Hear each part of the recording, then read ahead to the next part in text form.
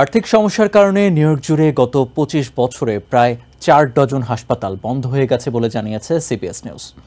অনেক হাসপাতাল এককভাবে নিজেদের সেবা কার্যক্রম পরিচালনা করতে না পারায় অন্য হাসপাতালের সাথে যৌথভাবে কাজ করছে। তবে new York State health department বলছে এ সময়ের মধ্যে অনেক হাসপাতাল বন্ধ হলেও বেশ কিছু নতুন হাসপাতাল চালু হয়েছে।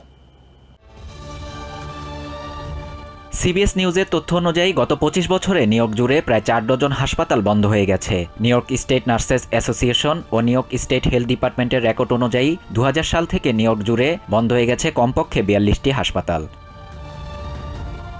এদিকে নিউ ইয়র্ক সিটির ম্যানহাটনের মাউন্ট সাইনাই বেথ ইসরায়েল হাসপাতাল কর্তৃপক্ষ আর্থিক সমস্যার কারণে ১২ জুলাই তাদের সকল কার্যক্রম বন্ধের পরিকল্পনা করলেও সিটির হেলথ ডিপার্টমেন্ট বন্ধের অনুমোদন দেয়নি। তবে এরই মধ্যে হাসপাতালটি ভর্তি রোগীদের অন্যত্র যাওয়ার পরামর্শ দিয়েছে। ম্যানহাটনের বাসিন্দা ডাস্টিন জোন্স জানান তার বাড়ি থেকে স্বল্প দূরত্বে ছিল বেথ ইসরায়েল হাসপাতাল। At this point, I don't really have a choice. Because I don't know what's going to happen with Bethesdale, I decided about 2 weeks ago to switch my doctor.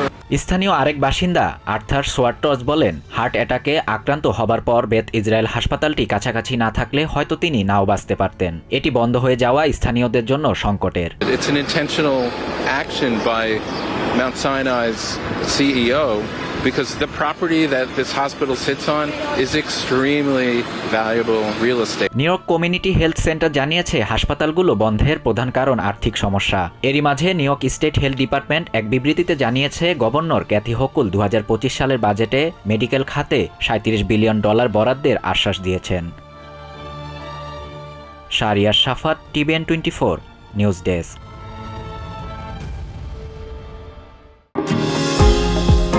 New York থেকে সম্প্রচারিত TVN 24 television বিশ্বজুড়ে বাঙালির কণ্ঠস্বর।